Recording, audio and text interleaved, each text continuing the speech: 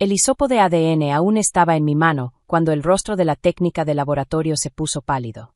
Miró su pantalla, luego a mí, luego otra vez a la pantalla. Sin decir una sola palabra, tomó el teléfono. Yo pensé que había hecho algo mal. Pensé que quizá había contaminado la muestra o llenado mal el formulario. Estuve a punto de disculparme. Ese era el problema conmigo. Siempre me disculpaba primero. Incluso cuando no había hecho nada. Señora, necesito que se quede aquí, dijo.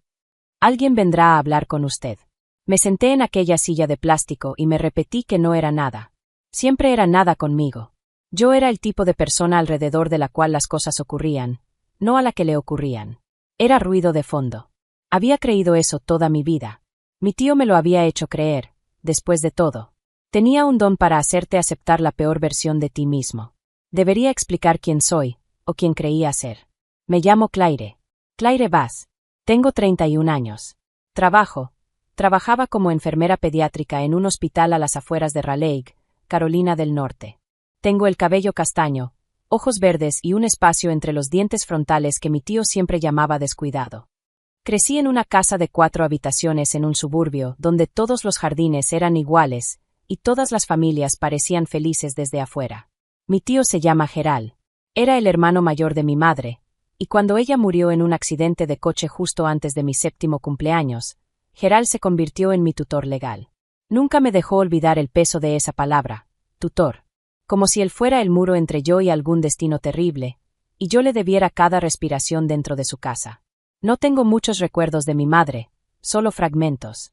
El olor a lavanda, un cardigan azul, la forma en que tarareaba mientras cocinaba, siempre ligeramente desafinada, como si persiguiera la nota correcta sin llegar nunca a alcanzarla. Cuando le decía a Gerald que la extrañaba, él me miraba como se mira un electrodoméstico roto, con esa fatiga de quien sabe que eventualmente tendrá que lidiar con ello. Tu madre fue irresponsable, me dijo una vez cuando tenía 9 años. Te dejó atrás.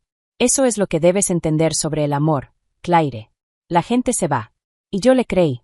Los niños creen a los adultos que los crían, porque ¿qué otra opción tienen? Gerald era un abogado de sucesiones exitoso. Usaba trajes caros y conducía un coche que siempre olía a acondicionador de cuero. Tenía una esposa llamada Diane, que sonreía con los dientes pero nunca con los ojos, y 2 hijos que eran 3 y 5 años mayores que yo y me trataban como un mueble que su padre había traído de una venta de garaje. La casa estaba llena de gente, y yo estaba sola todos los días. Me fui a los 18. Gerald no me detuvo. Me estrechó la mano en la puerta como si estuviéramos cerrando un negocio. Nunca fuiste realmente una de nosotros, Claire. Espero que encuentres lo que estás buscando. No sabía qué buscaba. Solo sabía que necesitaba estar en cualquier lugar donde él no estuviera. Me pagué la carrera de enfermería. Trabajé turnos nocturnos y dobles turnos. Comí muchos sándwiches de mantequilla de maní y construí algo pequeño, pero mío. Un apartamento con una ventana hacia el este para ver salir el sol. Un trabajo donde la gente me necesitaba. Un gato llamado Fig que dormía a mis pies, y no le importaba de dónde venía. Estaba bien. Casi me había convencido de que estaba bien. Entonces el padre de una de mis pacientes me hizo una pregunta que deshizo todo. Se llamaba Davidale. Su hija, Rosie, tenía 6 años y estaba ingresada por una enfermedad renal que había empeorado durante 2 años. Los médicos hablaban de un trasplante. Necesitaban familiares compatibles. David ya había sido examinado. No era compatible. La madre había muerto años atrás. No había hermanos. ¿Y los abuelos? Le pregunté. A veces la familia extendida. Negó con la cabeza. Mi esposa fue adoptada. Nunca encontró a su familia biológica. Siempre quisimos buscarla por Rosie, pero luego se enfermó, y luego la perdimos. Se detuvo. No creo que haya ninguna posibilidad de que una enfermera sea compatible, ¿verdad? Era un intento de broma para no llorar. Reconocí la técnica.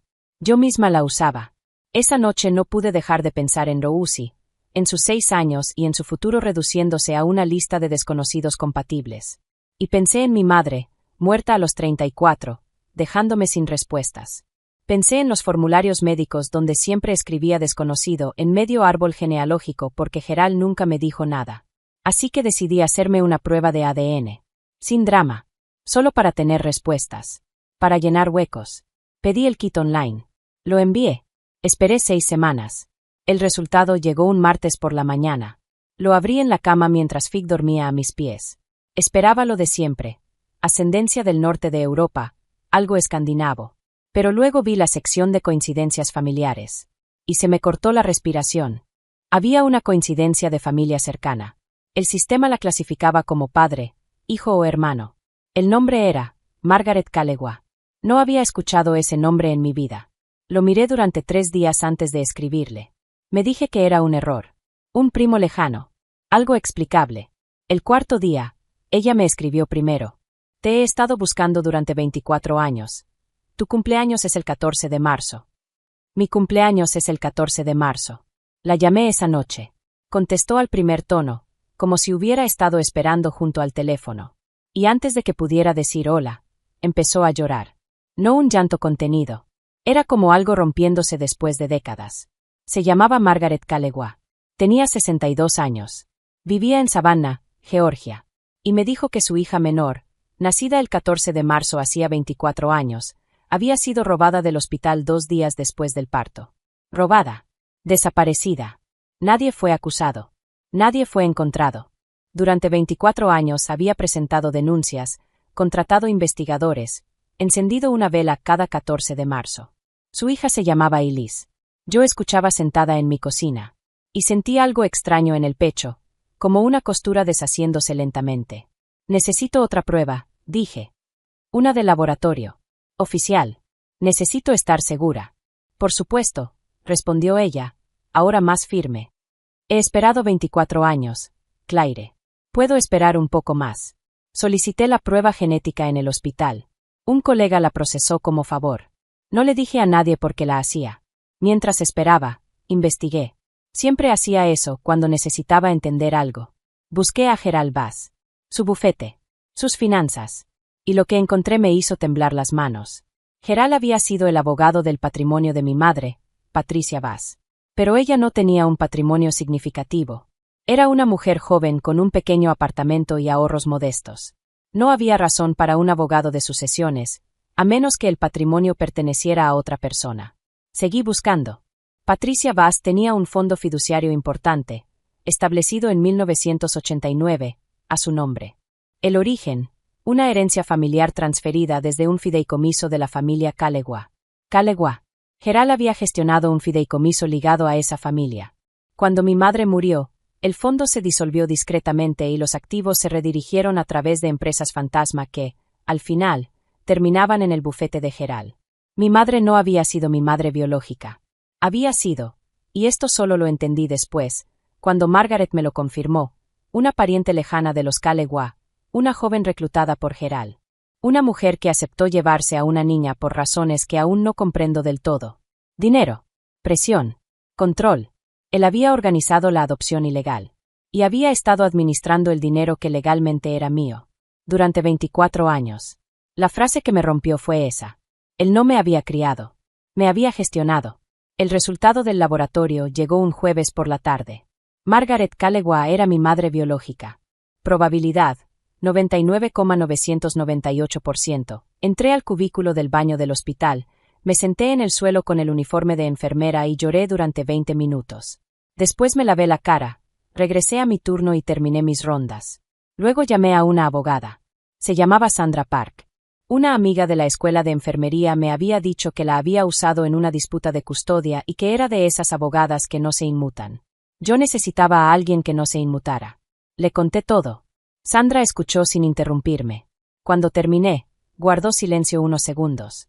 Lo que hizo Gerald se llama conversión fraudulenta de un fideicomiso, dijo, entre otras cosas. Los fondos que administraba eran tuyos por derecho. Si él conocía tu identidad, y por lo que me estás diciendo, claramente la conocía, entonces toda su tutela se basó en el ocultamiento. Eso es fraude. Eso es robo. Y dependiendo de cómo movió esos activos, también podríamos estar hablando de evasión fiscal. Pausó. Y Claire, no existe prescripción para el secuestro, especialmente cuando la víctima es una menor. Yo técnicamente no fui secuestrada, dije. Alguien me sacó del hospital. Gerald solo. Gerald recibió a una niña secuestrada, ocultó su identidad y se benefició de activos que le pertenecían, interrumpió Sandra. Eso no es un tecnicismo. Es un caso federal. Esa noche no dormí. Me quedé acostada con Fig sobre el pecho, mirando el techo, repasando cada vez que le pedí perdón a Gerald, cada vez que me hice pequeña para no incomodarlo, cada cumpleaños en que me regaló algo útil y sin alma, una agenda, un diccionario, y yo le agradecí como si lo mereciera. Me había robado 31 años. No solo el dinero, el nombre, la familia, la madre que había estado encendiendo una vela por mí cada 14 de marzo. No iba a quedarme callada. Sandra actuó rápido. En 2 semanas ya había contactado a un fiscal federal especializado en fraude de fideicomisos, que además ya tenía bajo la mira al bufete de Gerald por otra investigación. También contactó a Margaret, que tenía su propio abogado y un archivo de 24 años de búsqueda. 4 pulgadas de dolor, informes y obsesión. Decidimos no advertir a Gerald. Le dejamos creer que todo era normal. La reunión se programó en la oficina de Sandra, presentada como una revisión rutinaria del patrimonio de Patricia Bass. Gerald llegó con su traje impecable. Como siempre. Seguro. Como alguien que nunca ha sido responsabilizado por nada en su vida. No reconoció al fiscal federal hasta que Sandra lo presentó. Vi su rostro cambiar. Fue un cambio mínimo. Casi invisible. Pero yo lo vi. Había pasado mi infancia leyendo sus estados de ánimo como se lee el clima para sobrevivir. Claire, dijo él. Su voz era cuidadosa. No estoy seguro de qué es esto, pero creo que deberíamos hablar en privado antes de. Estamos bien aquí, dijo Sandra. La fiscal colocó una carpeta sobre la mesa. Y comenzó. El fideicomiso Calegua. Las sociedades ficticias. Los documentos de tutela falsificados. Los resultados de ADN. Los registros del hospital de la noche en que me sacaron, preservados durante 24 años en el archivo Calegua. Gerald habló poco. Su abogado, visiblemente desbordado, objetó mucho. Nada prosperó. Entonces Gerald intentó lo que yo debería haber anticipado. Se recostó en la silla. Me miró a mí, no a los abogados. A mí. Claire, dijo. Eras una niña abandonada. Yo te di un hogar. Sea lo que sea que creas que pasó, estabas mejor conmigo que con una familia que ni siquiera pudo cuidarte. Lo estaba esperando. Había ensayado respuestas frente al espejo, en el coche, en el baño del hospital. Pero no usé ninguna. Solo saqué el teléfono. Y le puse un mensaje de voz de Margaret. Su voz llenó la sala. Firme, cálida, inconfundible. Hoy es 14 de marzo, y mi hija tendría 31 años. Quiero que sepa que nunca dejé de buscarla, nunca dejé de amarla. Y si algún día escucha esto, quiero que sepa que fue deseada desde el primer momento. Nunca fue abandonada. Nunca. Silencio. Total. El abogado de Gerald dejó el bolígrafo. La doctrina del fideicomiso constructivo, dijo Sandra. Aunque el fideicomiso haya sido disuelto, lo cual ocurrió de manera fraudulenta, la ley de equidad permite reconstruirlo. Los activos, más 3 décadas de interés compuesto, más daños por ocultamiento fraudulento, son recuperables. Todas las LLC asociadas están sujetas a embargo. Sonrió con calma. El IRS también está muy interesado en esas estructuras. Gerald me miró. Por primera vez en mi vida, no tenía nada que decir. Al Capone, dije. Tal vez quieras buscarlo. No voy a fingir que fue simple después de eso. Nada lo fue. Gerald fue arrestado 2 semanas después. Fraude en la conversión de un fideicomiso protegido. Falsificación de documentos de tutela. Encubrimiento de un secuestro. 3 cargos de evasión fiscal. Sus bienes fueron congelados. Su licencia suspendida. Su firma cerrada. La mujer que me sacó del hospital había muerto en 2019. Su conexión con Gerald era profesional. Presión, deudas, manipulación. El caso completo seguía reconstruyéndose. Y había cosas que probablemente nunca sabría. Margaret llegó a Raleigh 2 semanas después del arresto. Me dije que controlara las expectativas. Que conocer a una madre biológica no garantiza nada. Que puede ser extraño, torpe, incluso doloroso. Estaba en el aeropuerto, en la sala de llegadas, sosteniendo un café que no bebía, cuando la vi. Caminaba rápido. Como alguien que ha esperado demasiado tiempo. Se detuvo a 3 pasos de mí. Nos miramos. Tienes el hueco de mi madre, dijo finalmente. Estaba mirando mis dientes. El espacio entre los 2 frontales. Le temblaba la voz. Yo había pasado 31 años escuchando que ese hueco era descuidado. No pude hablar. Entonces abrió los brazos. Y entré en ellos. Nos quedamos allí, en medio del aeropuerto, mientras la gente pasaba con maletas, teléfonos y vidas normales. Y pensé, Esto es lo que estaba buscando. Solo que no sabía que tenía forma hasta que lo sentí. Tengo 2 hermanos mayores. Patrick, 35, biólogo marino, me manda fotos de medusas a horas absurdas porque cree que son fascinantes. Y está logrando convencerme. Daniel, 33, tiene 3 hijos y una casa caótica cerca de Savannah que huele a perro y pan horneado. Su hija trepó por mí como si fuera un árbol y no quiso bajarse. Tengo una abuela de 81 años, afilada como vidrio, que lloró 45 minutos al conocerme y luego me dijo que comiera más. Tengo primos, tías, una historia familiar de 4 generaciones en Georgia. Y sigo aprendiendo nombres. El fideicomiso Kalewa fue restituido por orden judicial. Su valor, con intereses y daños, es considerable. Nunca me enseñaron a pensar en el dinero. Todavía no sé qué hacer con él. Margaret dice que me tome mi tiempo. Sandra dice que invierta bien. Patrick dice que compre un barco. No lo haré, pero aprecio el entusiasmo. Sigo trabajando en el hospital. Sigo entrando a la habitación de Rousey cuando puedo. Su padre encontró un donante compatible a través de una base de datos de ADN, como la que me encontró a mí. Rousey está mejorando. La semana pasada me dijo que quiere ser enfermera cuando crezca. Como tú. Luego volvió a su cuaderno de colorear como si no hubiera cambiado mi semana entera. Gerald espera juicio. El proceso es lento. Como casi todo lo legal. He aprendido a aceptar la lentitud. La justicia rara vez es un momento dramático. Es papeleo. Declaraciones. Llamadas largas con Sandra. Espera. Es agotador. Pero necesario. Sus hijos intentaron contactarme una vez a través de un tercero. Dijeron que querían explicarse. No he respondido. Diane envió una tarjeta. Sin remitente. Sin palabras dentro. Solo su firma. No sé qué significa. Quizá ella tampoco. Hay algo que no dejo de recordar. Cuando tenía 11 años, encontré una caja en el despacho de Gerald. No debía estar allí. Buscaba una grapadora. La caja estaba detrás de su escritorio. Cartón marrón. Una etiqueta. P-Bas cerrado. La abrí. Había documentos que no entendía y una fotografía. Una mujer joven sosteniendo un bebé recién nacido. Ojos verdes.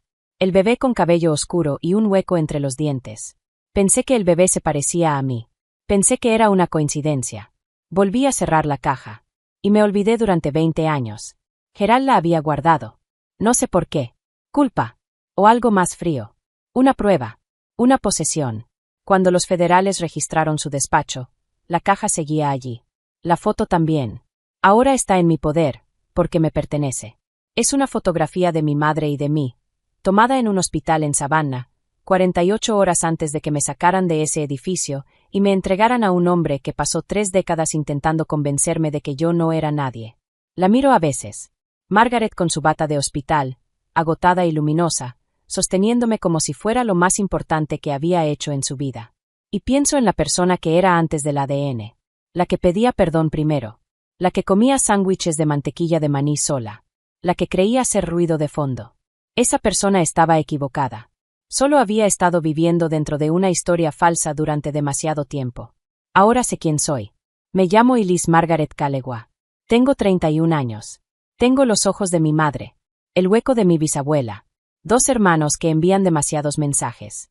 Una abuela que cree que estoy demasiado delgada. Una sobrina que trepa personas como árboles.